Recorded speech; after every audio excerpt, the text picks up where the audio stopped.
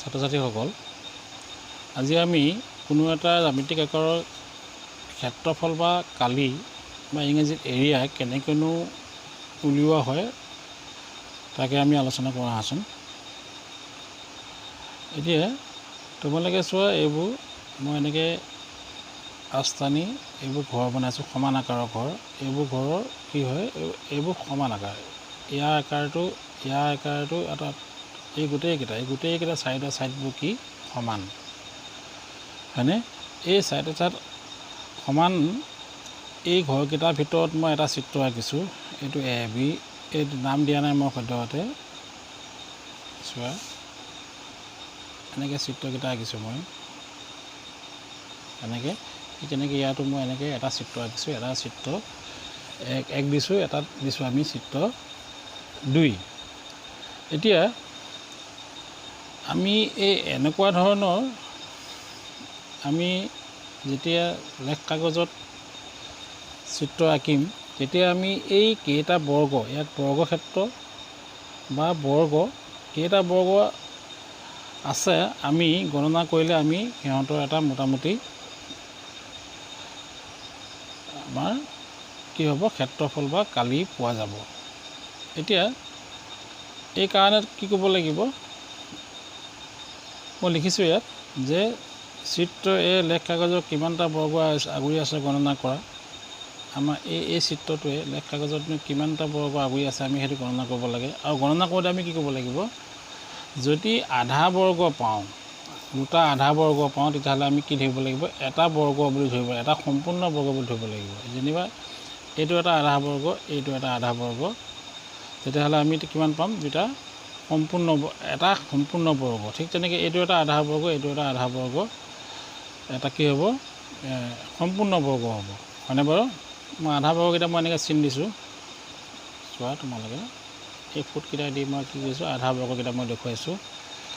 এতিয়া সম্পূৰ্ণ বৰ্গ কেইটা হ'ল, 1 2 3 4 5 6টা, হয়নে বাৰু? গতিকে ইয়াত কি হ'ল, 6টা 7টা, এই আধা মিলি এটা হ'ব, আৰু এই আধা মিলি এটা হ'ব। গতিকে ইয়াত 7টা আৰু এইটো হ'ল 8টা। গতিকে আমি ইয়াত কিমানটা পালোঁ, 8টা বৰ্গ, হয়নে বাৰু? এইবাৰ এই চিত্ৰটো চাওঁচোন বাৰু আমি, ইয়াত কোনো আধা বৰ্গ নাই, গতিকে এটা সম্পূৰ্ণ বৰ্গ হৈ আছে। কেইটা হৈ আছে, 1 2 3 4 5 6 7 8 9টা, হয়নে বাৰু? আমি দেখিলোঁ কেইটা আছে ইয়াত,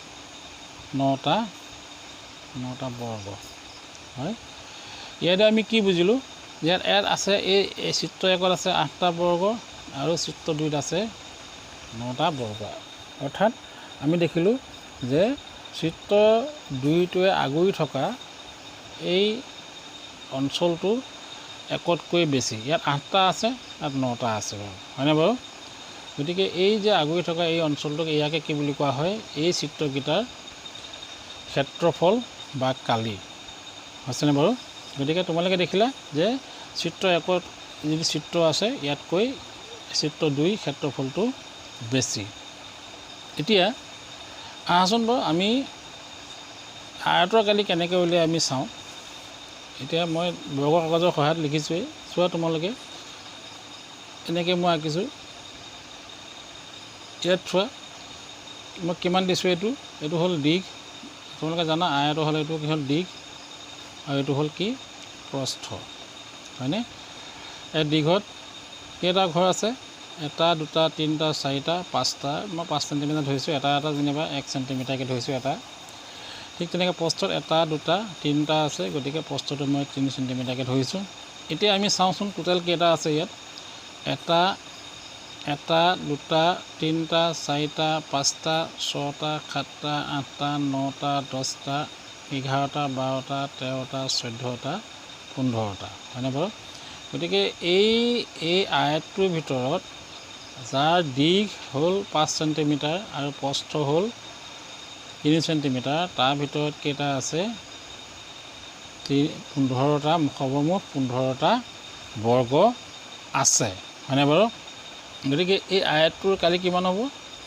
আমি এখানে 15টা যেহেতু আছে গতিকে আমি লিখিছোঁ কি 15 বৰ্গ চেণ্টিমিটাৰ আৰু 15টোকে আমি কি কৰিব পাৰোঁ 5 × 3 বৰ্গ চেণ্টিমিটাৰ লিখিব পাৰোঁ হয়নে বাৰু এই 5টো কি আছিলে আয়তটোৰ দিশ আৰু প্ৰস্থটো আছিলে কিমান 3 আছিলে আয়তটোৰ প্ৰস্থ গতিকে আয়তৰ কালি হ'ল কিমান দিশ পূৰণ প্ৰস্থ তোমালোকে চাগে কথাখিনি বুজি পাইছা হয়নে বাৰু এইবাৰ চাওঁ আমি এটা বৰ্গৰ কালি এৰিয়া অফ এ স্কোৱাৰ আয়ত এটাৰ দিশ আৰু প্ৰস্থ যদি একেটাই হয় তেতিয়া এই এটা বৰ্গ হ'ব হয়নে বাৰু আয়তৰ যদি দিশ আৰু প্ৰস্থ একেটাই হয় তেতিয়াহ'লে কি হ'ব বৰ্গ হ'ব গতিকে ইয়াতো কি হ'ব আমি চাইছোঁ ইয়াত চোৱা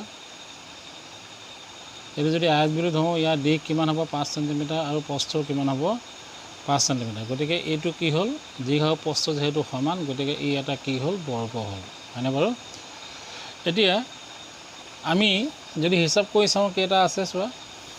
1 2 3 4 5 6 7 8 9 10 11 12 13 14 15 16 17 18 19 20 21 22 23 24 25 অৰ্থাৎ এই বৰ্গটোৰ ভিতৰত কেইটা আছে 25টা বৰ্গ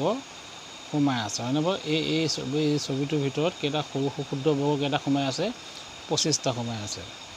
হয়নে গতিকে আমি কি কৰিলোঁ যে বৰ্গটোৰ কালি কিমান হ'ব 25 বৰ্গ চেণ্টিমিটাৰ কিহৰ কাৰণে যিহেতু ইয়াৰ ভিতৰত 25টা বৰ্গ আছে 25ক আমি লিখিব পাৰোঁ 5.5 বৰ্গ চেণ্টিমিটাৰ হয়নে বাৰু আৰু 5টো মানে কি আছিলে এটা বাহু এইটো বাহু আৰু ইটো পাছৰ কাৰণে কি হ'ব এইটো বাহু গতিকে আমি কি পাওঁ যে বৰ্গৰ কালি বাহু পূৰণ বাহু হৈছেনে বাৰু গতিকে আমি ইয়াত এতিয়া কি উলিয়ালোঁ এটা 5 চেণ্টিমিটাৰ বাহুৰ দৈৰ্ঘ্যৰ এটা বৰ্গৰ কালি আমি ইয়াত এনেকৈ উলিয়ালোঁ হয়নে বাৰু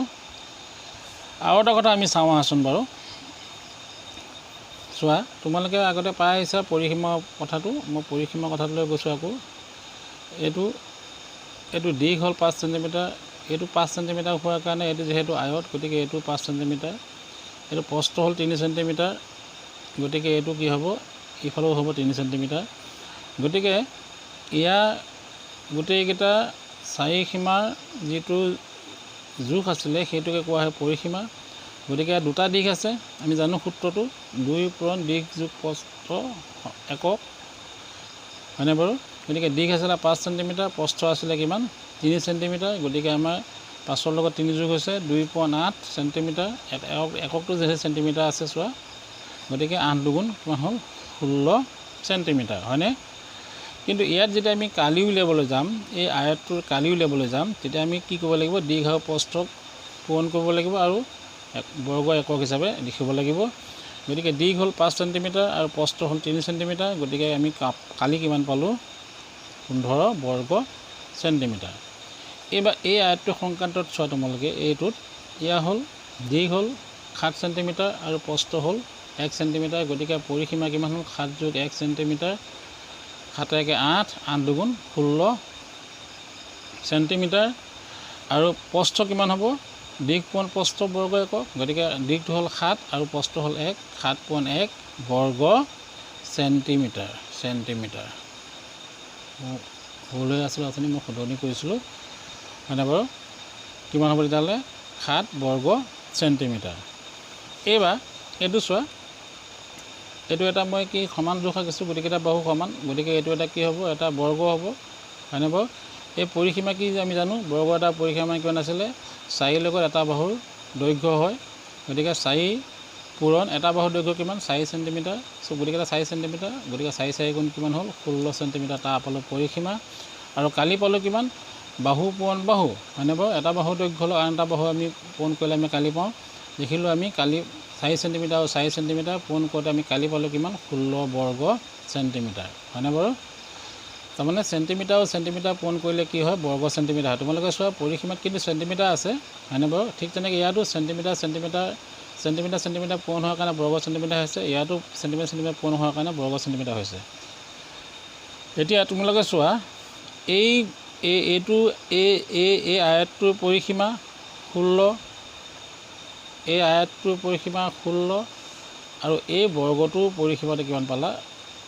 16 হয়নে বাৰু গোটেইকেইটা সমান পৰিসীমাটো গোটেইকেইটা আমাৰ চিত্ৰৰ সমান কিন্তু তোমালোকে আৰু এটা কথা লক্ষ্য কৰা যে কালি এই আয়তটোৰ কালি কিন্তু 15 বৰ্গ চেণ্টিমিটাৰ আৰু এই আয়তটোৰ কালি কি হ'ব 7 বৰ্গ চেণ্টিমিটাৰ আৰু এই বৰ্গটোৰ কালি হ'ল কিমান 16 বৰ্গ চেণ্টিমিটাৰ